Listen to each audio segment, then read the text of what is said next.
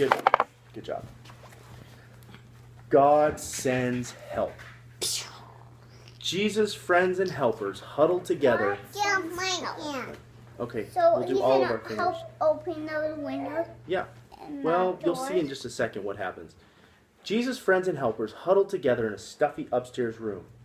Even though it was sunny outside, the shutters were closed. The door was locked. Wait in Jerusalem, Jesus had told them. I am going to send you a special present. God's power is going to come into you. God's Holy Spirit is coming. That's the apple. Yep. So here they were, waiting. That's the apple. No, waiting. Actually, What's that? that's Holy Spirit.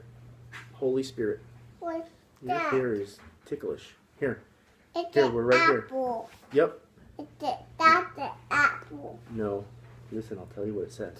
Mhm. Actually, That's mostly what they cute. were doing was just being scared and hiding. I can see, bud.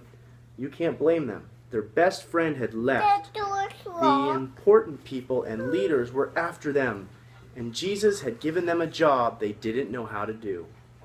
As they waited, they were praying and remembering how, from the beginning, God had been working out his secret rescue plan.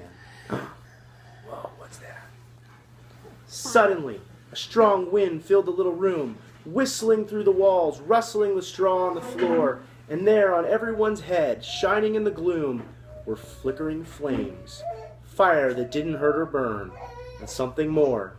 Inside, in their hearts, they felt a strange heat, almost as if all the coldness and hardness were melting away, as if their broken hearts were mending, and God was giving them brand new hearts, hearts that could work properly. As if their broken hearts were mending, and God was giving them brand new hearts. Hearts that could work properly. How it happened, they didn't know, but they knew God's power had struck their hearts ablaze, and Jesus himself was coming to live inside them.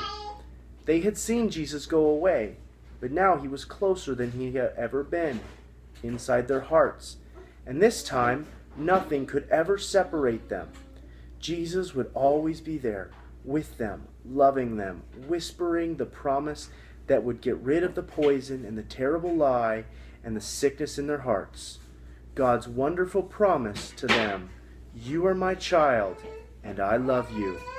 Make your home in me as I make my home in you, Jesus had said. Could it be?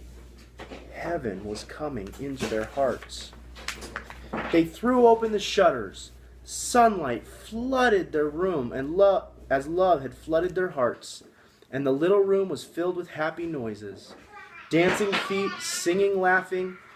They unlocked the door and surged out onto the streets, as if they had never been afraid.